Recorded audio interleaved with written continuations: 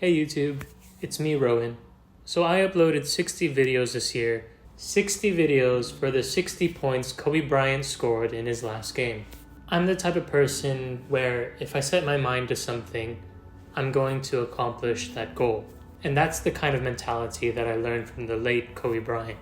So I wanted to dedicate this year, this Mamba year, to him. As we leave 2024, I can't help but reflect on this video that I made at the end of the year 2020, one of the most difficult years of my life. It's not public anymore, but I made a video saying that I was going to stop YouTube and take a break away due to mental health issues. And I remember that period of my life being such a dark place, but here I am 4 years later and my life has completely changed. Since I was the age of 13 and I picked up a guitar and started making YouTube videos, creating and just making content has always been me. It's always been a part of me. And now that I'm going to be turning 30 next year, I guess my goals have changed. Regardless, I'm very proud of the 60 videos that I was able to make this year. Not because I wanted the likes, not because the views or anything like that, but it's because the message in those videos can help so many people along the way. I was able to share my message, and if this is it, if these are the last videos that I'm ever going to put out into the world, then I'd be content. If I had a rule on how life should be, besides being kind to other people and try to inspire others, lead a good example, the one rule I would say is however long you spend on social media, you'd have to do something outside of your screen for that same period of time afterwards. So for example, 3 hours on TikTok would equate to 3 hours hanging out with your friends outside. Or if you're on your phone or watching Netflix for 5 hours, then after that, you'd have to talk and spend time with your family outside of your phone for 5 hours as well. I get it. I get YouTube and I get the whole, trying to document your life. And to me, that's very important. That's why we have pictures. That's why we have videos to look back at and reflect.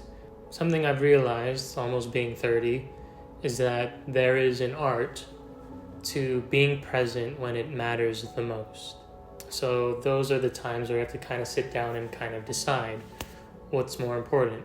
I just want my family and friends to know that if there was ever a time that we were to lose one another due to unforeseen circumstances, or maybe it's just time, we never know.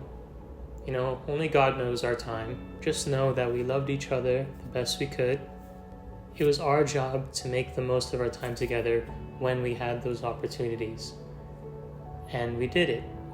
We'll never have enough time, and that's just the truth. But when we were together, when we did spend those times together, it was wonderful, and it's something that's beautiful, because when you love someone, I think that's the greatest thing about loving someone, is that we do have these moments where we get sad, or we do have these moments that we grieve because we loved each other so much.